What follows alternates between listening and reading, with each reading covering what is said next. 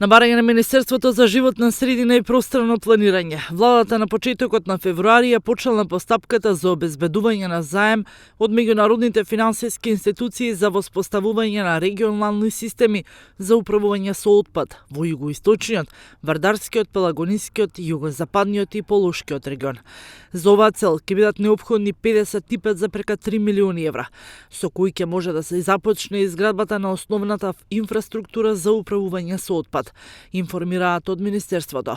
Веќе со години е закочена постапката меѓу изградба на регионална депонија во југоистокот, кој треба да биде кај населеното место Добрашинци.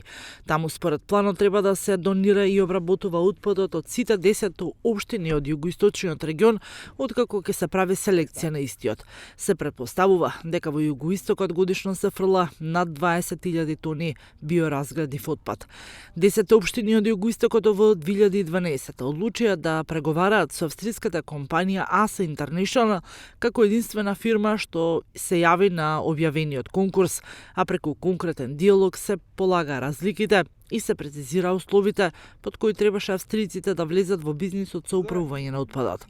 Запна околу цената за собирање на отпадот за домаќинствата, пошто градоначалниците едногласно донесе одлука за прекин на преговорите.